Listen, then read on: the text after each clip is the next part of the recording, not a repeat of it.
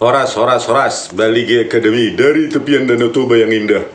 Oke, sekarang kita dihebohkan ya oleh pernyataan dari Luhut Binsar Panjaitan bahwa dari 500 triliun bansos itu ya, separuhnya ya dari tiap tahun itu, apalagi periode kedua Joko Widodo tahun 2019 sampai 2024 itu hampir mendekati 500 triliun tiap tahun, itu separuhnya katanya entah kemana ya, artinya tidak sampai ke rakyat. Pertanyaannya kemana gitu loh.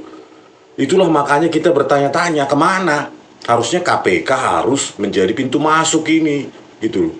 Pada saat Menteri Sosial Risma Hairaini mengatakan bahwa dia pun kaget karena yang dia pegang itu 70 atau 80 triliun saja. Kok bisa bansos itu nggak dipegang satu pintu oleh Mensos? Gitu loh. Kemana larinya itu uang-uang itu? Dibuat oleh Joko Widodo, Luhut Binsar Panjaitan, Sri Mulyani ya, di sini punggawa-punggawa pemerintahan Joko Widodo saat itu. Jadi inilah pintu masuk harusnya kepada KPK yang harus berani sebenarnya memeriksa, memanggil gitu loh. Kita memanggil Joko Widodo, Luhut Binsar Panjaitan, Sri Mulyani, ini kan uang rakyat. Janganlah kalian itu KPK, Kejaksaan Agung, ya. Kalau kepolisian saya nggak minta, karena Listio Sigit Prabowo Banci itu mana mungkin diminta itu, ya. Minta tolong profesional mana bisa itu, ya. Terus inilah harusnya menjadi titik masuk. Kalian harus bekerja untuk rakyat, siapapun yang menyalahgunakan uang rakyat harusnya kalian panggil. Masa kita kalah sama Korea Selatan? Yang ada berapa itu mantan presiden Korea Selatan ya ini? Ya, ada berapa itu? Mulai dari Pak Gwen Hye, terus yang lainnya juga.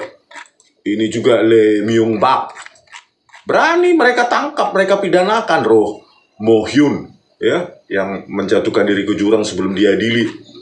Roh Taiwan. Ya. Jadi berani mereka bangsa yang berani. Ya. Artinya memandang presiden itu ya seperti orang biasa, jangan dikultuskan atau ditakuti. Bagaimana ya? Ya karena ya mereka dibayar rakyat, artinya pelayan rakyat. Dan hukum itu terbukti di Korea Selatan. Ya. Benar-benar tegak tanpa memandang siapapun gitu loh. Kita bangsa yang pengecut, bangsa yang besar katanya, ya. Apalagi pidatonya Prabowo Subianto, tegakkan hukum yang tegas dan berani. Ayo KPK, ya. Itu aja pegang. Apa itu? KPK dan Kejaksaan Agung. Pegang aja statementnya Prabowo Subianto itu. Panggil, periksa itu Joko Widodo, Luhut Binsar Panjaitan, Sri Mulyani. Jangan takutlah kalian. Kenapa takut? Manusia-manusia ya juga ini. Ya. Paling 10-20 kalender lagi juga sudah check out semua. Tegakkan hukum. Seperti katanya equality before the law. Asas persamaan di depan hukum. Buktikanlah itu gitu. Contohlah ini ya. Tadi bansos sudah 50%. Entah kemana. Ya, tidak sampai ke rakyat. Berarti 250 triliun itu per tahun. Dalam 5 tahun periode terakhir ada 1000 triliun berarti lenyap itu entah kemana. Ya, harusnya bisa dijejak itu uang bansos itu. Berikutnya seharusnya ada entry point kalian. Kaisang ini kok bisa dia semudah itu membuat perusahaan? Itu pun perusahaannya itu selama bapaknya menjadi presiden. Itu dia bisa membeli saham Persis Solo 92 miliar. Dari mana uangnya itu coba? Kan itu kan harus kalian periksa itu. Kaisang itu, ya. Dari situ kalian periksa ada nggak aliran dana uang-uang nggak benar itu, apakah dari keuntungan murni dari perusahaannya atau setoran-setoran dari para menteri seperti yang dikatakan oleh Rocky Gerung ya kepada bahwa ketika Gibran datang ke rumahnya diakui menteri itu menyetor tiap Sabtu atau tiap Minggu atau pokoknya tiap minggu. Berani nggak? Itu kan uang rakyat loh, gitu loh, bukan uangnya seorang presiden. Ya. Terus setelah itu bisa juga setelah membeli Persis Solo dia juga membeli saham Pancamitra Multi Perdana, ya Frozen Food atau apa itu perusahaannya, 92,2 miliar. Bayangkan, itu aja di total sudah 92 tambah 92 sudah 184 miliar. Dari mana uangnya itu? Kan sudah pernah dilaporkan ini, ya. Nggak berani kalian. Mental dalle kalian, mental kerubuk. Turun aja kalau nggak berani, biar saya yang maju ketua KPK. Gimana? Saya periksa itu semua. Kalau masalah matinya di kamar mandi pun bisa mati kita. Ya. Uang rakyat loh. Itu loh. Setelah itu, ini juga dia beli apa juga 99 miliar lagi. Bali United. Ya. Jadi total ini 92 tambah 99 berapa tuh? 184 tambah 99. 280-an. 283 kan? Miliar. Dari mana lah uang semudah ini punya perusahaan? Itu pun perusahaan ketika bapaknya jadi presiden, ya kan? Membuat perusahaan terus bisa membeli saham ini 92 miliar, membeli itu 92 miliar, beli itu lagi 99 miliar, dan yang lain yang mungkin belum diketahui publik. Berani gak kalian? Kalau enggak, ya bubarlah kalian. KPK sama Kejaksaan Agung bubar aja kalian. Kalau cuma inilah tantangan kalian sebenarnya, menegakkan hukum benar-benar dengan prinsip equality before the law gitu loh. Baru nanti di luar negeri kita akan dikenal bukan bangsa yang pengecut. Ya, Perdana Menteri Malaysia saja bisa digeret ke pengadilan. Ya, itu tadi presiden Korsel itu ada 4 atau 5 itu digeret ke pengadilan. Meskipun satu melompat diri sebelum diadili. Ya, berarti kan mereka benar-benar menerapkan asas equality before the law gitu loh. Ya, before the law. Semua sama di depan hukum. Kalau kita enggak lah, mau meriksa Luhut, aduh takut aku meriksa Luhut bin Sarpanjaitan bin Kosaurus katanya. Takut aku. Kenapa takut? Gitu loh. Walaupun dia mantan prajurit katanya, jenderal segala macam, ya tetap juga berlaku hukum itu sama dia. Sri Mulyani juga, dan Joko Widodo, belum lagi Sugiono, 70 miliar itu dengan Istra Yohan dari kasus korupsi BTS 4G. Ya, itu sudah dalam keputusan itu. Itu Partai Gerindra, takut juga kalian. Ya, Dito Aryo Tejo, takut juga. Terus itu Wamenhum, Edi Hiares, 8 miliar sogok, suap, izin tambang, takut juga. Terus apa yang klaim berani? Ya, hanya petentang-petenteng aja kalian, cuma kasus-kasus receh. Ya, cuma suap 100 juta, 1 miliar aja gitu. Hancur mbah negara. Ada penegak hukum tapi takut menerapkan hukum pada orang-orang tertentu. Ya bubar aja lah kalian. Nah disinilah ya Luhut geram. Rakyat RI hanya terima separuh dari bansos 500 triliun. Ya, ketawa pula dia. Ya, bantuan sosial yang selama ini dikucurkan untuk masyarakat RI dinilai belum memenuhi syarat. Hal ini diungkapkan Ketua Dewan Ekonomi Nasional. Nah ini kan sudah merupakan entry point ya. Dia mengatakan dari total bansos 500 triliun yang dikucurkan dalam 5 tahun terakhir, ya 5 tahun terakhir ya 500 triliun per tahun. Setengahnya berarti sekitar 250. Kalau 5 tahun berarti 1000 triliunan, nggak jelas kemana. Ya. Hanya separuh yang benar-benar sampai ke tangan yang berhak. Pasalnya banyak masyarakat yang tidak memenuhi syarat justru mendapatkan bansos. Kenapa kau cairkan 500 triliun? Kan itu pertanyaannya. Ya. Makanya Mensos saat itu pun bingung. Ya uang yang saya kelola tidak ada 100 triliun. Cuma 70 atau 80 triliun. Kok bisa ada bansos sebegitu banyaknya? Ya pantas saja ya, banyak pintu masuk, pintu untuk menyalurkan bansos ya duit itu. Kan gitu kan. Nah sekarang pertanyaannya KPK ini ngapain aja ya begini. Takut begini. Ya, periksa semua kenapa sih? Gitu. Sama-samanya manusia, anggap aja semua manusianya semua. Ya, kebetulan mereka dulu jadi menteri, jadi presiden, jadi ini, jadi itu.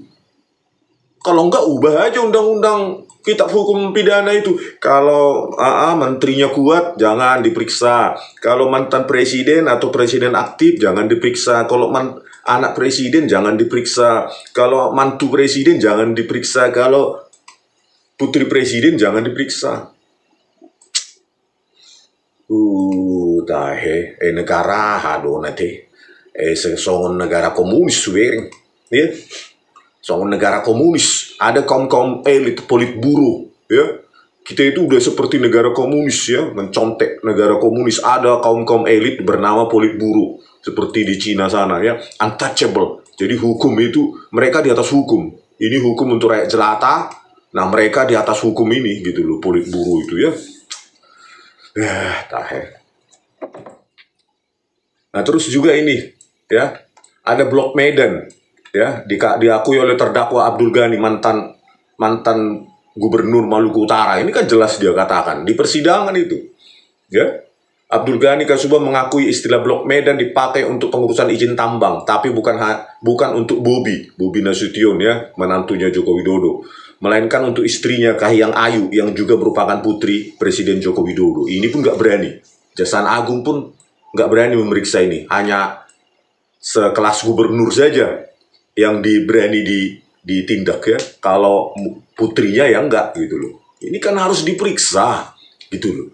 Periksalah PPATK keuangannya bagaimana itu aliran dananya mereka ini gitu loh.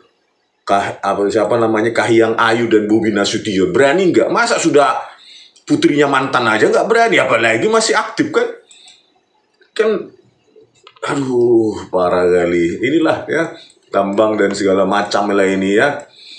Terus kita lihat lagi nih, inilah ya uang yang harus ditanggung ya jatuh tempo oleh Prabowo Subianto 800,3 triliun uang utang jatuh tempo 2025 dan bunganya itu belum bunga 552,9, jadi sekitar 1.353 triliun nanti harus dibayar pada tahun 2025 karena utang gila-gilaan menggunung, tetapi bansos lancar aja dikasih 500 triliun. Lancar itulah otaknya si Luhut ini bagaimana ya, hutangnya masih, tetapi bansos aja nggak bertanggung jawab, dia kasih harus yang tepat ya, sudah hutang. Inilah dampak perbuatan kalian selama pemerintahan, harus ditanggung rakyat ini, harus efisiensi segala macam. Tadi saya nonton RDB di DPR atau segala macam itu, ada karyawan-karyawan di TVRI, RRI dan lainnya itu, jangan-jangan pemadam kebakaran juga diefisiensikan yang lain. Inilah akibat perbuatan kalian, banyak efisiensi ya, yang seharusnya nggak perlu ya, tetapi inilah semua kena dampak ya. Uang pemasukan cuma 3.000 triliun, 1.353 triliun harus dipakai untuk membayar pokok dan bunga utang. Ini sampai 2029 ini pesakitan ini Pak Prabowo Subianto ini sebagai presiden. Bingung dia mikirnya, kemana ini? 1.353 triliun, uang kita pun cuma 3.000 triliun, 45% udah untuk bayar bunga dan pokok utang. Ya bakal cik neuluki. Sakitlah kepalanya, mirdong lah dia, pusing. Akhirnya buka utang baru lah dia, keluarkan perpres untuk menarik utang baru 2025 775 triliun. Ya, bayar utang, gali lubang, tutup lubang, bayar utang dengan mengutang lagi. Itulah perbuatan Luhut bin Sarpanjaitan dan Joko Widodo. Udah begitu gagal pun kok dipakai Ketua Dewan Ekonomi Nasional. Bingung saya lihat Pak Prabowo Subianto nih ya. Harusnya kan tim ekonominya harus diganti total supaya kebijakan berubah total. Jangan orientasi utang gitu loh. Kok ini masih dipakai Sri Mulyani di situ ya, Menteri Keuangan, terus dipakai lagi Luhut bin Sarpanjaitan, penegak hukumnya pun masih dipakai. Listio Sigit Prabowo, Sanitiar Burhanuddin, Kejaksaan Agung. Ngapain? Ya beranilah seperti tekad Anda. Siapa yang dablek, bla bla bla, saya sikat. Ya kan? Kalau omongan orasi sih tingginya minta ampun. Implementasi sampai detik ini belum ada ya. Ya, reshuffle pun katanya cuma omong-omong. Nah inilah ya, 45% uangnya rakyat harusnya.